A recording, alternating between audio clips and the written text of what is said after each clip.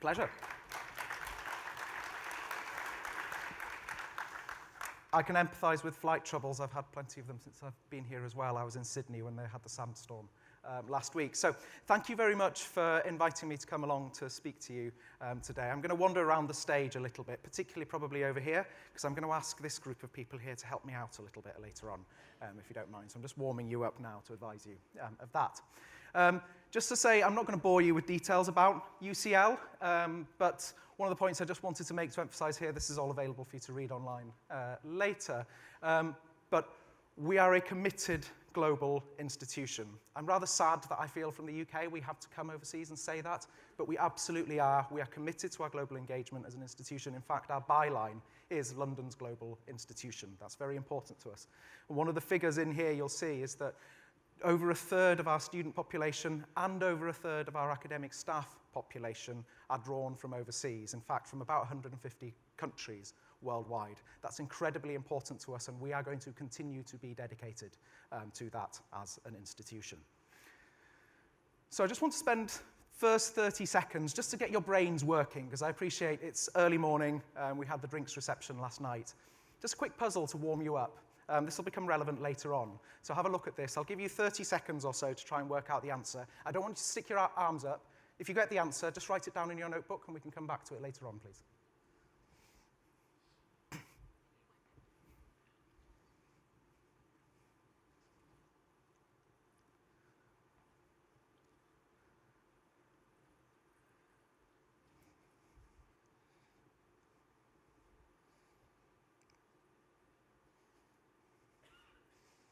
Okay, time's up. I'm going to move on now.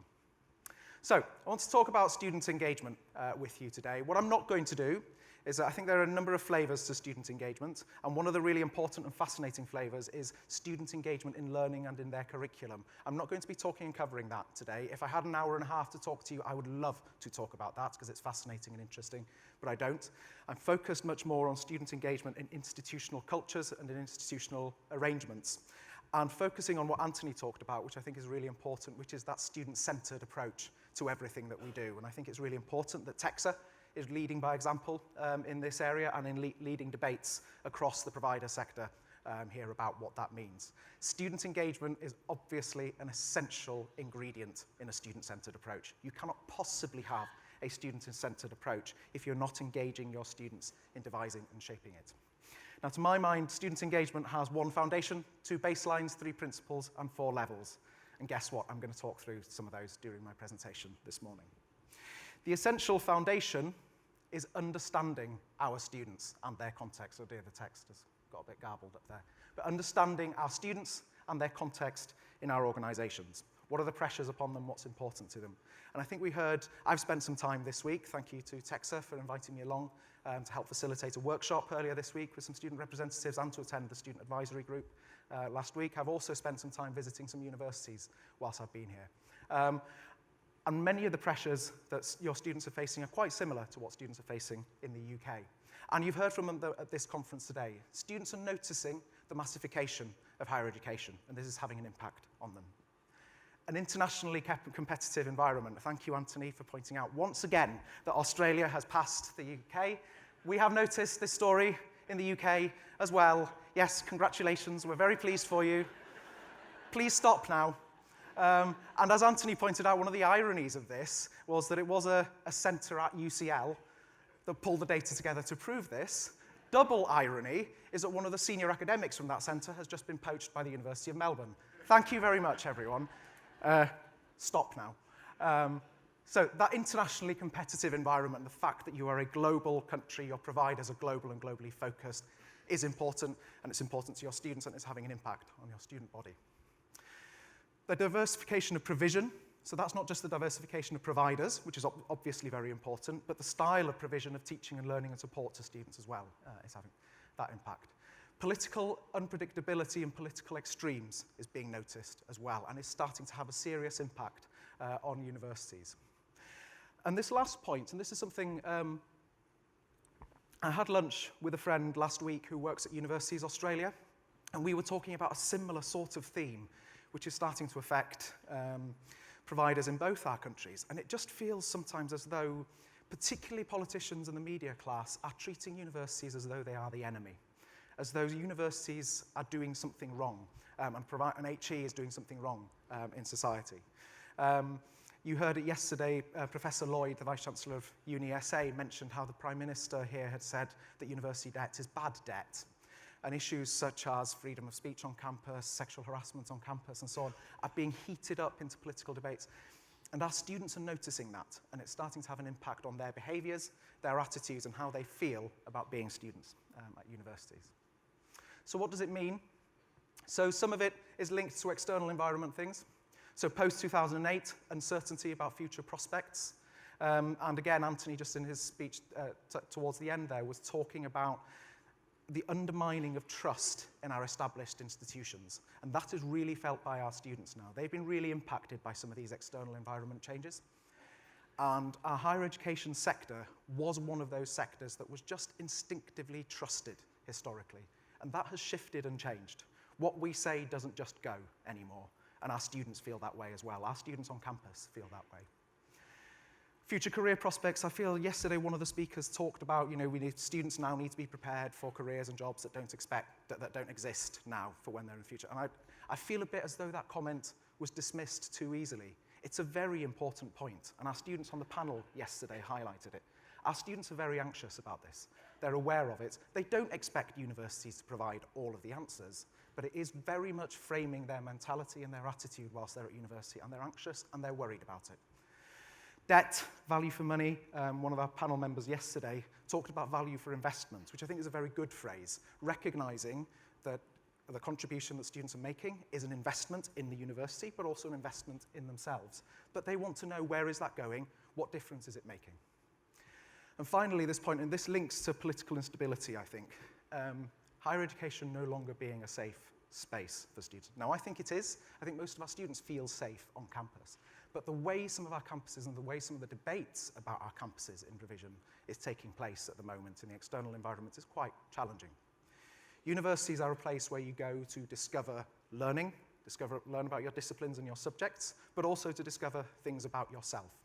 But some of the hot topics, some of the flashpoints politically that are taking place, whether it's related to gender and sexuality and some of the real political debates that are going along with that, but even some of the issues like sexual harassment on campus, free speech on campus, are giving the impression, which I think overall is incorrect, but nonetheless it's starting to permeate, that higher education might not be the safe space that it used to be for some of our students.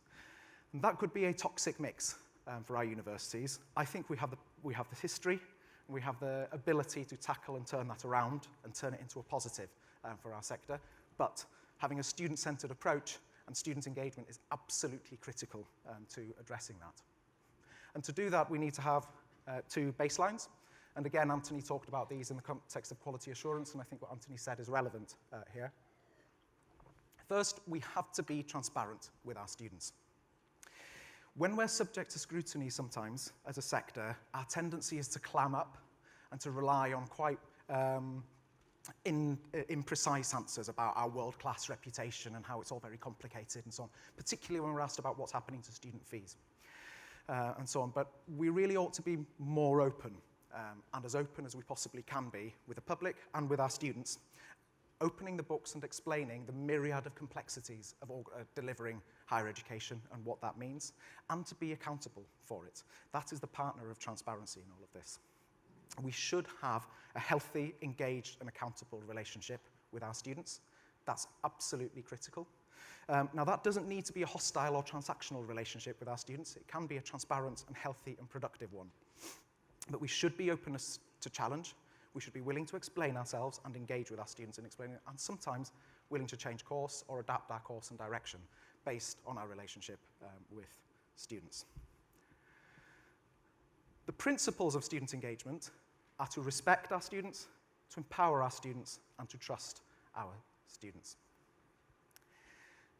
Why should we respect the contribution that students can make? Well, students are the only people. This is why student engagement is so important. They are the only people on our campuses who can tell us what it is like to be a student. Despite all best intentions, nobody else can give us that insight into our university campuses and that sort of experience. And I picked up on this tweet yesterday from one of our colleagues who hopefully is still here, Stuart, who said, "We need to listen to our students more. They see things as they are and are happy to call a spade a spade. That sums it up perfectly. If we work with our students, they can help us cut through many of these challenges and really help us to understand what's going on our courses and on our campuses. I was going to show a brief video there, but I don't think I've got enough time, but it'll be in the slides so you can see it. So, the next thing I wanted to ask is to show a little bit of historical context to student engagement, because a lot of these challenges are not new, and a lot of these things that we're doing aren't necessarily new. So which of these 4 do you think is the odd one out? Actually, the answer is a trick question, because the answer is none of them. The person on the far right there is a Greek philosopher, my friend Libanius. Not particularly famous Greek philosopher, but a very famous chronicler of Greek society. That's a bowl of spaghetti bolognese. That's the American Constitution and a pair of pistols down there. Why am I showing you all of these? Well, this shows a bit of history of student engagement in society. In ancient Greece, there didn't exist universities as we know them now. What you had was a group of philosophers would exist in a city, and students would be sent by their parents with a bucket of gold, and they would visit a philosopher and say, please, may I spend some time basking in your luminous magnificence for the next few years? And the philosopher would say yes or no, depending on whether they wanted them to. But they did, and then these philosophers would have maybe 15 to 20 students following them around over a period of time. Over time, those students started to self-organize, and they started to refer to themselves as a corps, and not a corpse as a dead body, corpse as in an army corps, that sort of thing.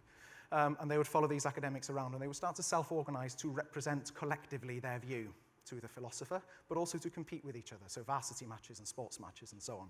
So students have been self-organizing and representing their views for quite some time. This isn't something new. In 1215, the University of Bologna was established.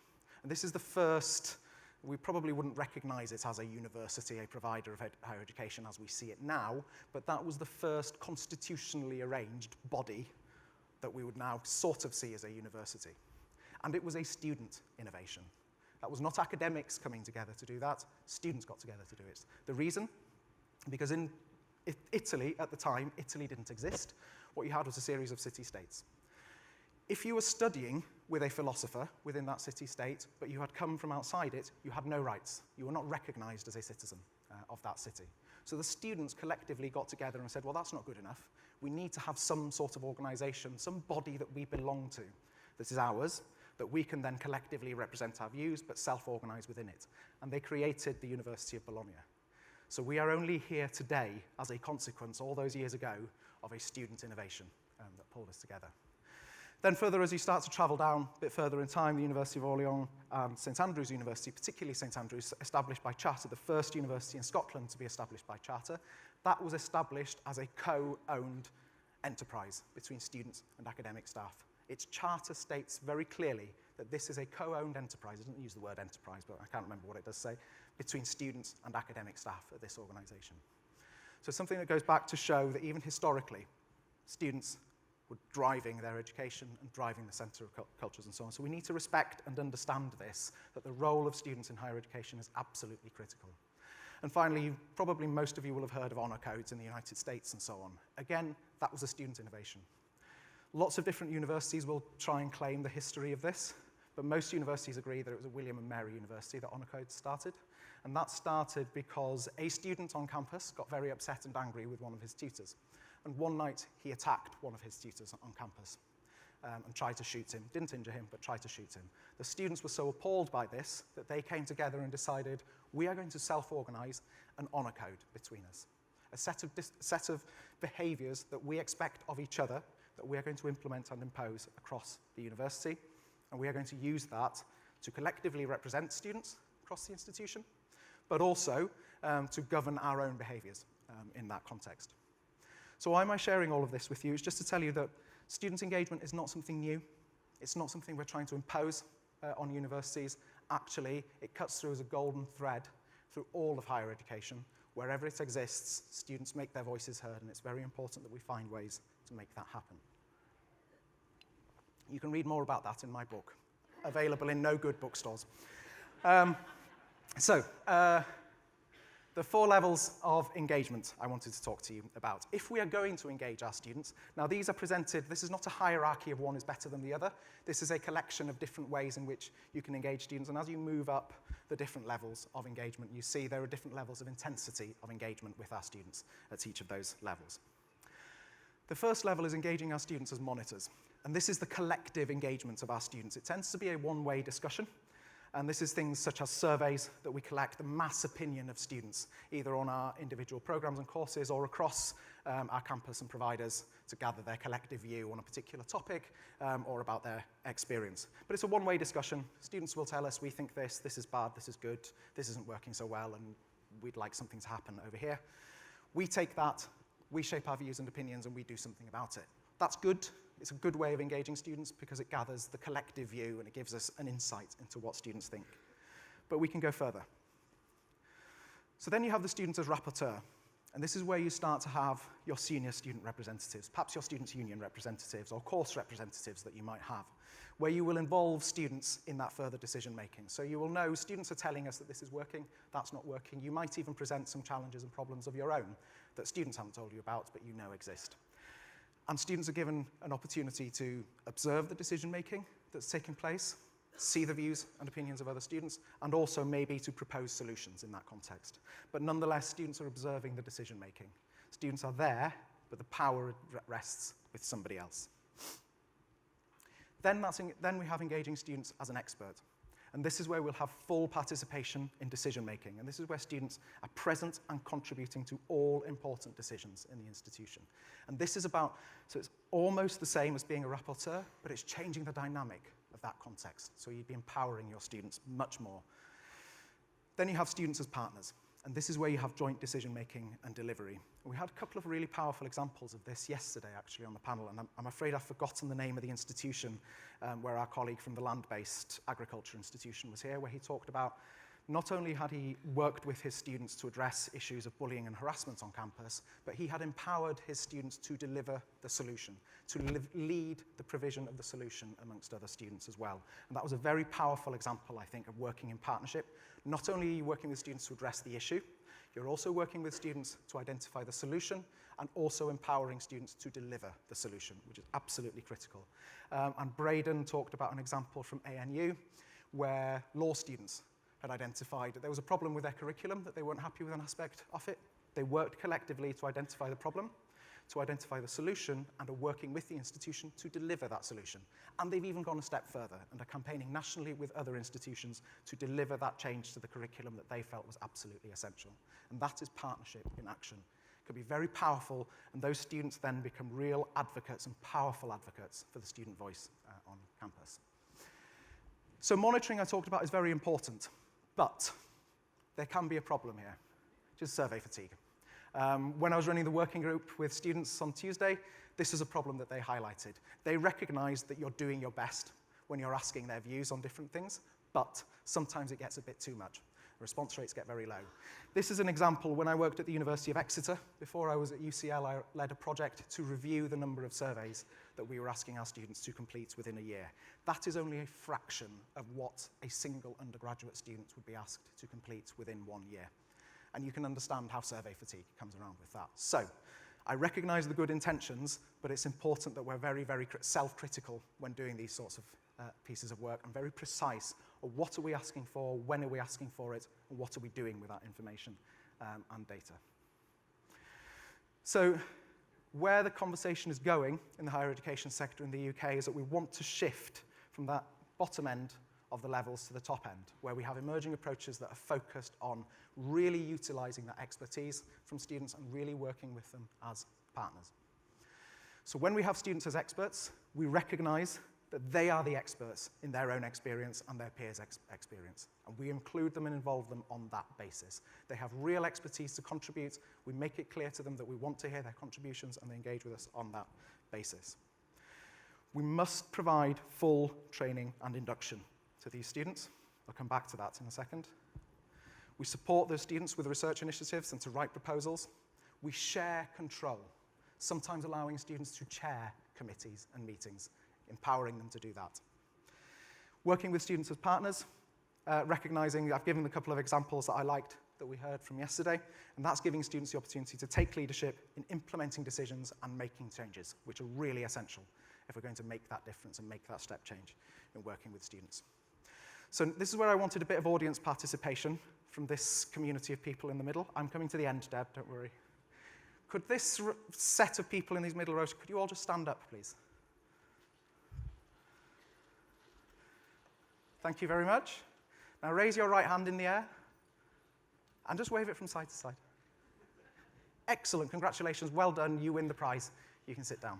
Now, would you, maybe Deb and you, could you please come on the stage and give me 50 press-ups, please? No, there's always one. No, you're not meant to, that doesn't make a point for me. I'm trying to make a point here. This is about training and support for students. When I asked you to stand up, raise your hand in the air and wave, I was leading by example. I stood square in front of you. I asked you to do it. I told you it would be okay. It'll be easy. Reassured you. I gave you clear instruction. I did it myself in front of you. There was peer support because you were all doing it. I saw some of you looking at your partners next to you thinking, oh, God, are we going to have to do this? But you did. You sort of nodded along and said, yes, okay, come on, let's give it a go. Who knows how this is going to go. Everybody else was doing it. It was easy and it was familiar. When I asked you to come up and do 50 press-ups, thanks, Deb, you didn't do it, apart from Deb. Point there being, I wasn't leading by example. I wasn't going to give you clear instruction. There was no peer support because I isolated you. I just picked 4 people from an audience of, 400 to come and do that. Not everybody else was doing it. It's not easy and it's not familiar. This is what we do to students all the time. When we're trying to engage students in our decision-making structures, we say, with good faith, come along. Here is a space, a committee space for students. Come along and have a go. So you'll have our students on our academic boards, our education committees, our ACQUACs. You all have an ACQUAC, Academic Quality Assurance Committee, or something like that. Those forums are really dense and difficult to engage with. If we're really going to engage and involve students and get the most out of them in that context, we must provide good training and support for them. And this was a really powerful message that came from the students at the working group that we ran on Tuesday, and I think it's very important that you think about that as a sector. And secondly, some of the cultures in those fora. How are we really making them places where it is straightforward for people to engage? And I think that stands sometimes for staff as well as for students in that sort of environment. So I'll leave it here. This is a health check against each of those levels. With the surveying, we've got surveys coming out of our ears. Are we being precise enough? Are there any no-go areas for involving students? I would say no, there shouldn't be any. Are we fully exploring the potential of our students to contribute and engage in our decision-making structures? And finally, have we maxed out the opportunities to engage in student-led change at our universities? Thank you.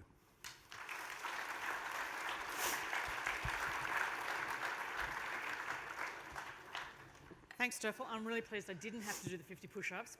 I'm so compliant. I know. Your Texas dream come true.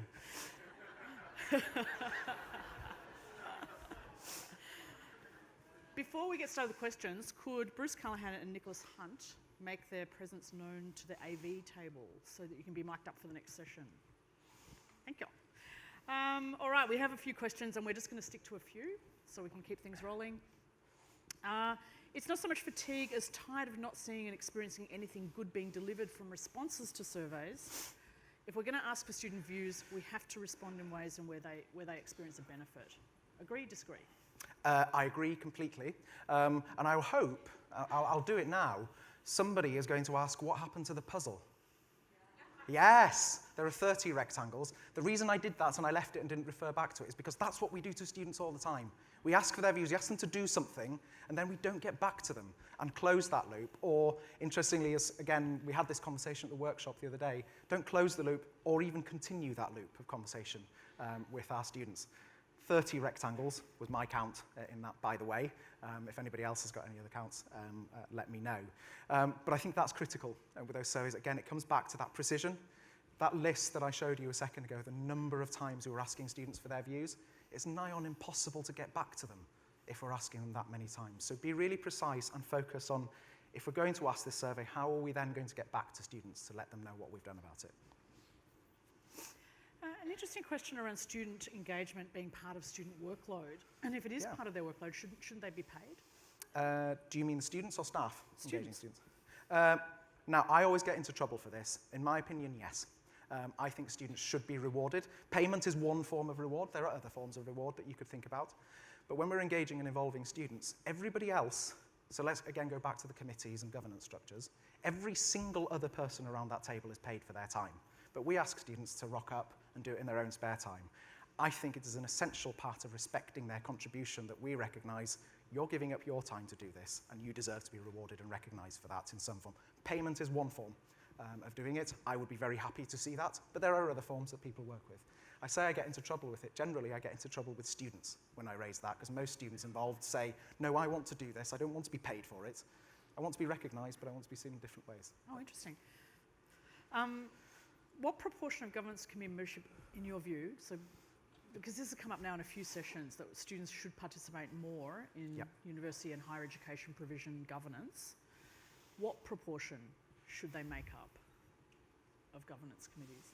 I think it varies. I don't think there's a hard and fast answer, more than they currently do. You have generally, I'm reflecting on the UK here, I'm sorry, apologies if I'm reflecting on Australian providers. There'll be one place, maybe two, on a committee of sometimes 20 or 30 people for students. Is that really reflecting the student perspective in institutions where sometimes we have upwards of 50, 60,000 students here? Is that really reflecting the student views and perspective? And how can it be possible? I think one of the real challenges with that, and I see it happen all the time, and I always check myself when I'm doing it. Say, for example, you have an international students representative, and the chair, probably in good faith, will turn to them and say, and what do international students think of this, to that student? And that's a really difficult thing to answer. If you're an international student representative, again, let's say a large student body of which 30, 40% of the student body are international students, you can't force that one individual in the heat of the moment to be the voice of that entire community. So I think we should be looking to increase that involvement of students and bringing in different perspectives. Can we thank Derfel for making engagement engaging?